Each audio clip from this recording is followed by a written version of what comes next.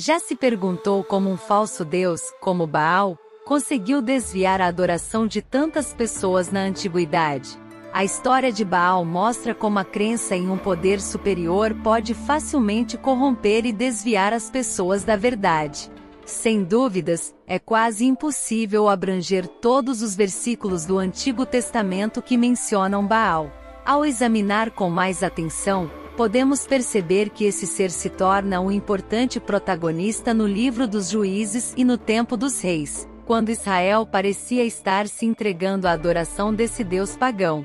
Ao ler as Escrituras, é possível notarmos que o nome Baal tem uma conotação negativa, sendo mencionado repetidamente como um deus que deve ser rejeitado.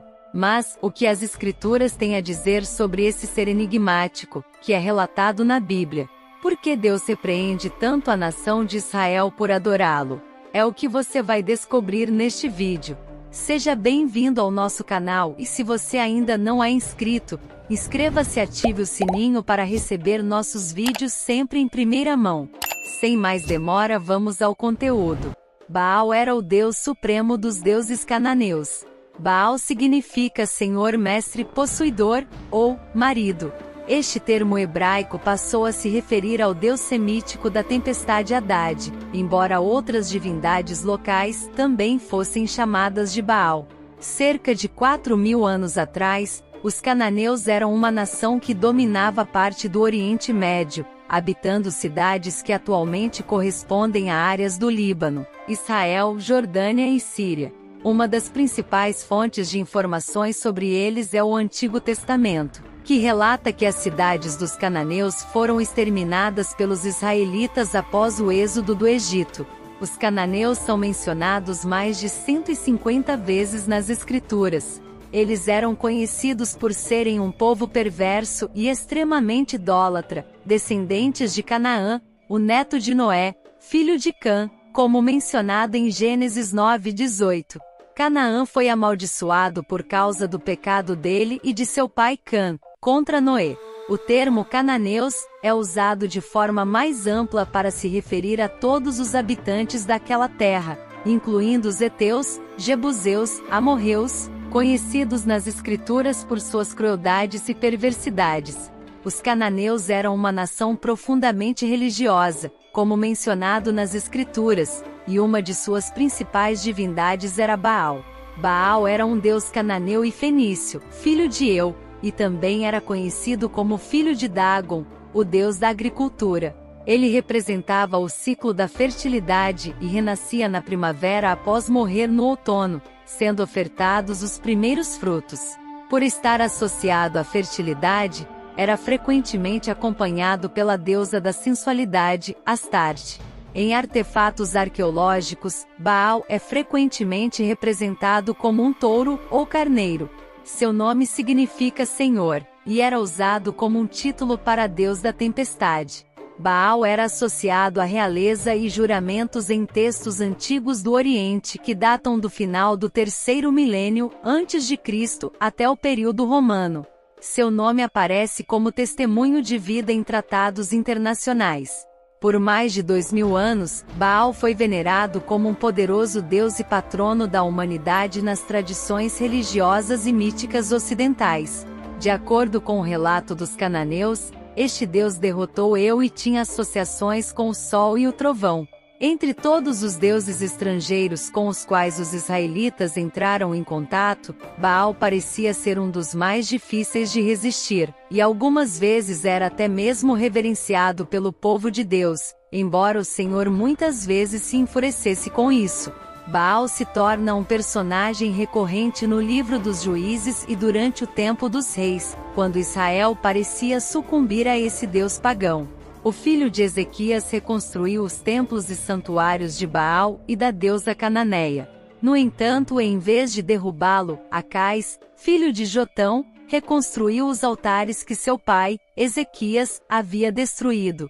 Acais também ergueu altares a Baal e fez um poste sagrado, assim como Acabe, rei de Israel, havia feito. Essa idolatria levou a um dos episódios mais famosos da história de Israel, quando o profeta Elias confrontou os profetas de Baal em um desafio espiritual. Em primeiro lugar, Deus mostrou que ele, não Baal, controlava a chuva através do envio de uma seca que durou 3 anos e meio. 1 Reis 17, 1. Então Elias convocou um confronto no Monte Carmelo para provar de uma vez por todas quem era o Deus verdadeiro. Durante todo o dia, 450 profetas de Baal pediram ao seu Deus para enviar fogo do céu. Certamente uma tarefa fácil para um Deus associado com relâmpagos. Mas não houve voz, nem resposta, nem atenção alguma. Após os profetas de Baal desistirem, Elias fez uma oração simples, e Deus respondeu imediatamente com fogo do céu, queimando o altar que estava encharcado de água. A prova foi esmagadora, e o povo caiu de rosto em terra e disse: "O Senhor é Deus." Todos os 450 profetas de Baal foram mortos. Os devotos de Baal entravam num tipo de estado de transe acompanhado de muita histeria, e tentavam agradá-lo mutilando seus próprios corpos. 1 Reis 18, 28.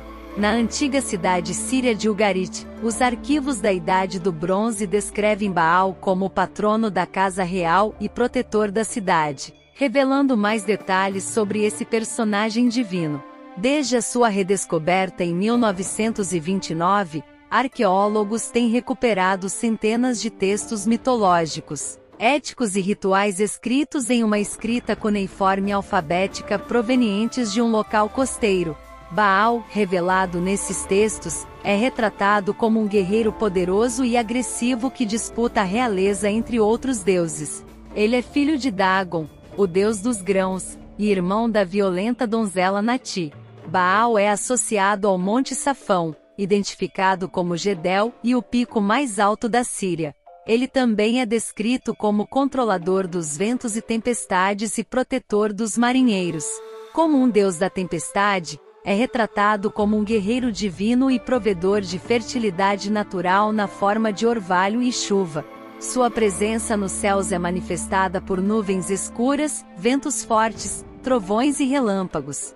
A adoração a Baal incluía, às vezes, o sacrifício de crianças, algo que vimos alguns reis israelitas se envolverem posteriormente. Por um tempo, Salomão pareceu ter se envolvido com essa divindade, apesar dos esforços do Senhor para dissuadi-lo.